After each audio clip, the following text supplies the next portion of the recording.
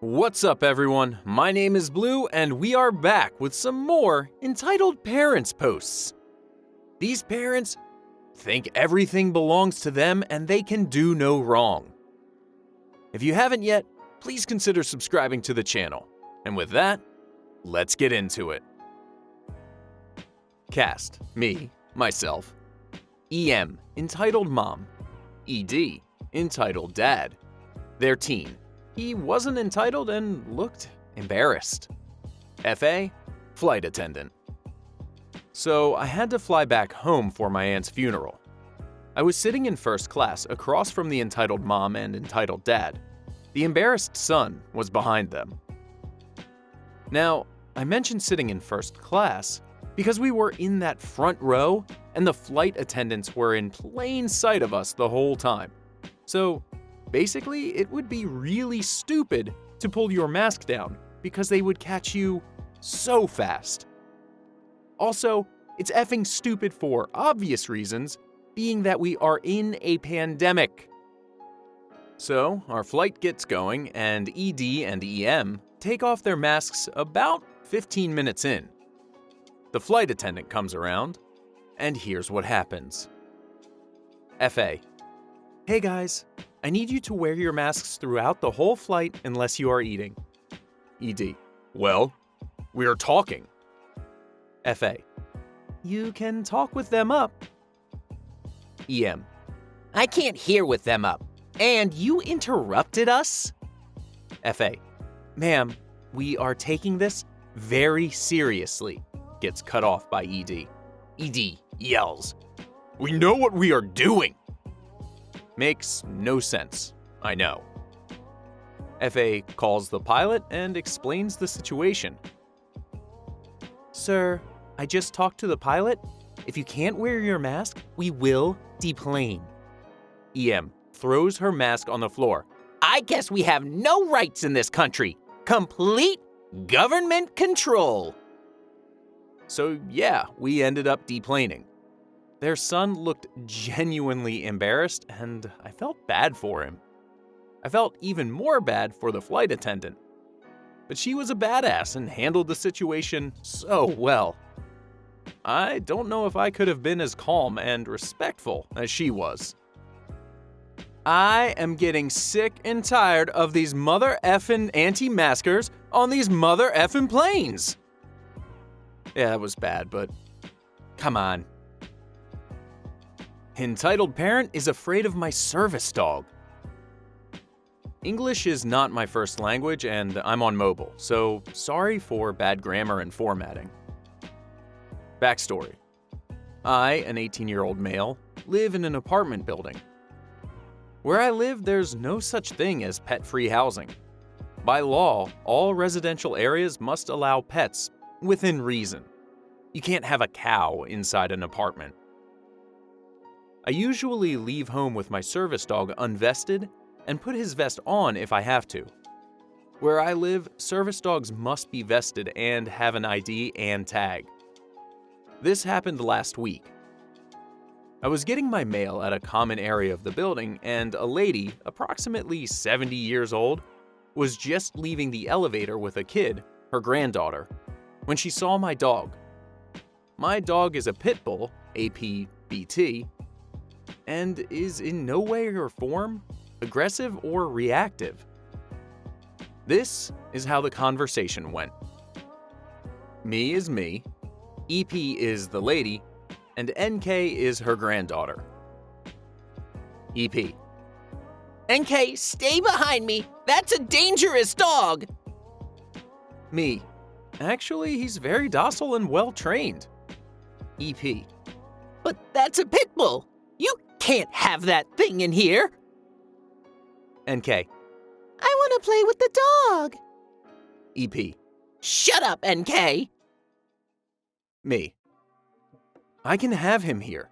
He's my dog, and by law, he has all the right to be here.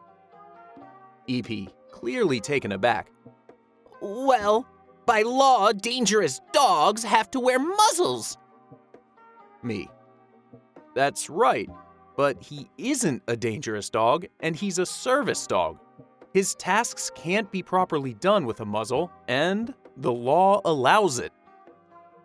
EP. Well, I'm in a hurry right now, but next time I'll call the police and see what they have to say.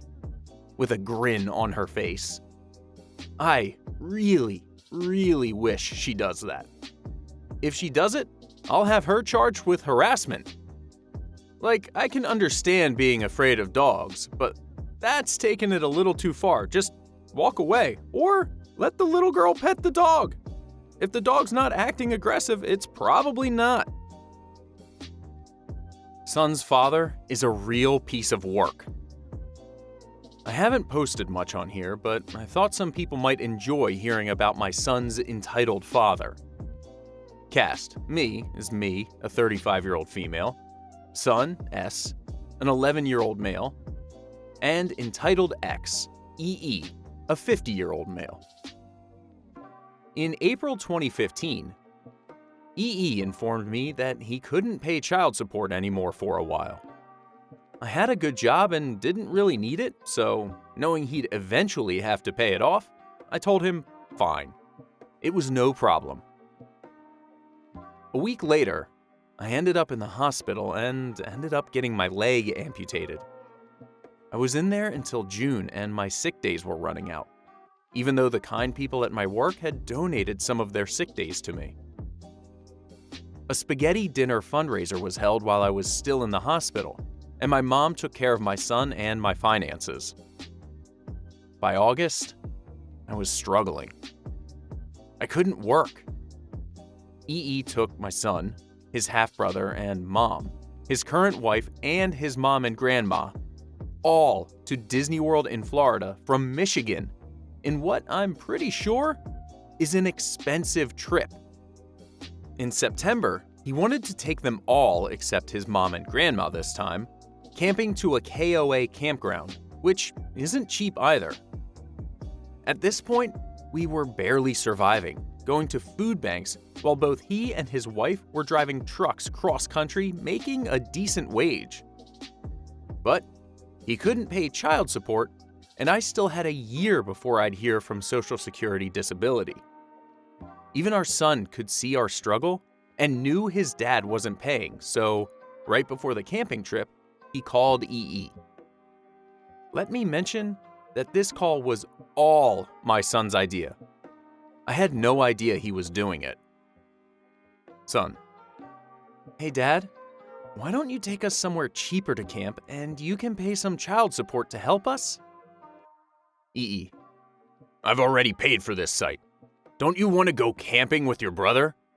For context, while EE lived 40 minutes away, my son's brother lived 2 hours away. Son: but we really need help here, and obviously you have the money. EE: well, if you don't want to come, then we'll just have fun with your brother without you. He was getting angry at this point. Son getting upset. That's not what I said. EE still angry. We'll just go without you. Son starting to cry and getting angry himself. But that's not... EE: yep, we'll have fun in the water park nearby, and you won't be there. Son really angry now that EE wouldn't listen. That's not what I said, jerk! EE hung up on him and refused to talk to him, even on his birthday. After 2 months, he tried to call and our son talked to him for a moment, but refused to visit in retaliation. They were fine for a while, but EE is currently doing the ignoring thing again, even though our son is 16 now and he quite possibly could lose him. I have a few more stories about him, but that fact that EE could treat his son this way upsets both him and me. That's it for this one. Oof, that's a heavy one. I don't know, it might be better to just cut that guy out of your lives and try to move on. And that's all the time we have today for these Entitled Parents posts. If you liked or related to any of them, make sure to click that like button and subscribe so you don't miss out on any more stories. Thanks for listening, everyone. Catch you later.